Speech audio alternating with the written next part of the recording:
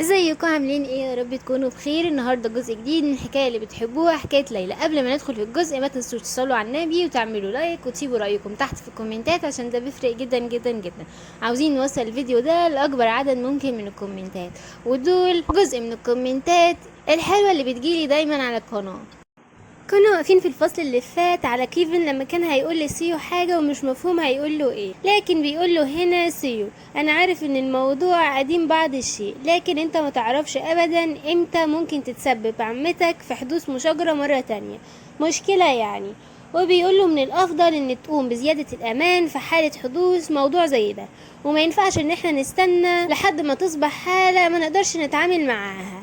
وبيقول له انت لازم تتكلم مع زوجتك. بيجي كيفن وهو ماشي في الطرقة كده وبيبص على حاجة ومتفاجئ وبيقول ده اللي انا قلته بس، لكن ايه اللي حصل ده وايه المنظر ده؟ وبيقول انا عاوزت ان انا اقول له انه يتكلم معاها ويراقبها في حالة حدوث حاجة بس مش كده. وبيفتكر لما قال لسيو وسيو وقتها قال له ايوه انا فهمت وههتم بكل حاجة دلوقتي. وبيكون ما بيسمحش للدوكة بالمغادرة دون اذن الدوك، ولو كانت عاوزة تروح اي مكان لازم انها تطلب اذن مسبق منه، حتى لو عايزت بس انها تخرج للحديقة، وكان عليها كمان انها تخرج برفقة 2 من الفرسان. بيقول كيفن انا قلت له بس ان هو لازم ان هو يحميها، لكن كل اللي هو عمله ده كأنه هو بيحبسها فعلا. وبيقول حتى لو قدمت ليه النصيحة فهو ما بيفهمهاش، وده بيزيد الامور سوء. وبيتساءل كيفن إذا كان في طريقة تانية ممكن الدوكة تعملها ولا هتستسلم بهدوء. بيجي بعد يومين وشارلوت ماشية في الطرقة كده وماسكة أكل في إيدها، وبتبص الحراس وبتقول لهم شكرا للعمل الجاد في الوقت المتأخر ده، وبتقول لهم أنا جبت ليكم حاجة عشان تاكلوها، وبالفعل بتديهم الأكل. وبتخبط على الباب وبتقول سيدتي حضرت ليكي شيء عشان تاكليه. وبتبص للسيدة سورب وبتسألها إذا كانت عاوزة حاجة هي كمان. بتقول لها سورب دي ان ليلى بتاخد قيلولة وبتكاد تنام لانها بتعاني بمشاكل في الارق. بتقول لها سيدة سورب اذا كانوا هياكلوا لوحدهم ولا لا. بتقول لها وفي الوقت اللي شارلوت بتقفل الباب السيدة سيرب بتسألها إذا كانوا ناموا ولا لأ. بتقول لها أيوة أعتقد إنهم انتهوا من أكل كل شيء وناموا. بترد عليها سيرب وتقول لها أنا ما كنتش عارفة إن أنا هستخدم الحاجات دي بالطريقة دي. طبعا انتوا فاكرين إن الدكتورة اتحالفت معاهم، لكن مش ده اللي حصل. الحقيقة إن ليلى استخدمت السلسلة اللي معاها في التنكر وبقت شكل الدكتورة تماما. وبتقول لشارلوت دلوقتي ممكن نمشي، وبتقول لها تحسبا لأي حاجة عليك ان انت تستمري في مناداتي بالسيدة سورب لحد ما نخرج من هنا. تقول لها شارلوت ايوه حط ده في اعتباري. ليلى بتكون كاتبة جواب كده وحاطة اوراق الطلاق، وبتقول انا اتكهنت دايما بالجرائم المحتملة اللي ارتكبتها عائلة ايفريت، عشان كده قمت بجمع جميع المعلومات كلها اللي ممكن يحتاجها، وبتقول امل انها تكون مفيدة.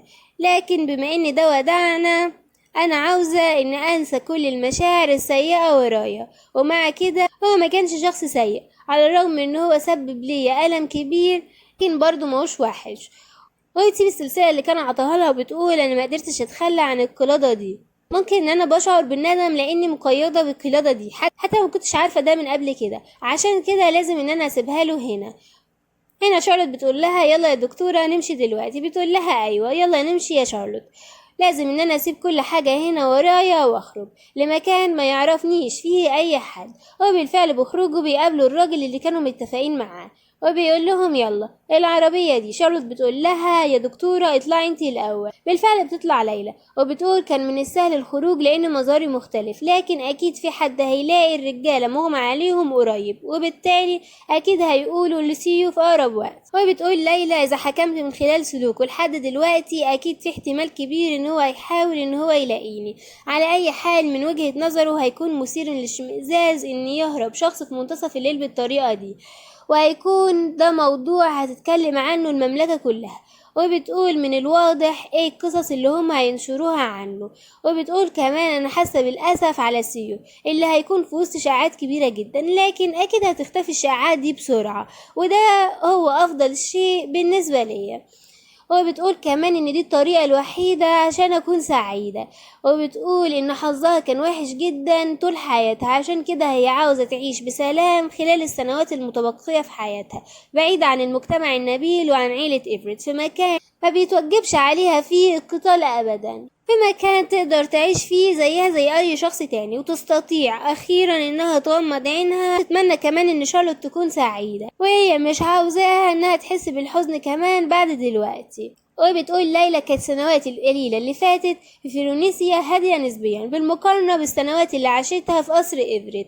عشان كده لازم إن أنا أنسى كل حاجة بتؤلمني وأحمل معايا الذكريات الجميلة بس. عشان كده لما أفكر في المستقبل في المكان ده لازم إن أنا مشعرش بالسوء، وأكون قادرة على الابتسام بفضل الأشياء الجيدة اللي حصلت. وبتبص من الشباك وبتقول وداعا لك فيروني ووداعا لك يا سيو.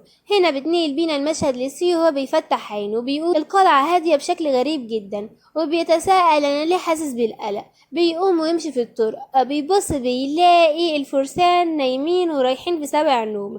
بيجري ويفتح الباب على ليلى عشان يشوفها ويطمن عليها. بيلاقي غطا كده على السرير بيكشفه لكن ما بيلاقيش ليلى تحته. وهنا بيخلص جزءنا. قولولي اذا حبيتوا الفكرة تحت في الكومنتات ان انا انزل فيديو قصير كل يوم، ولا ارجع تاني ازود في مدة الفيديو وانزل يوم بعد يوم يعني. الى اللقاء في الفصل القادم.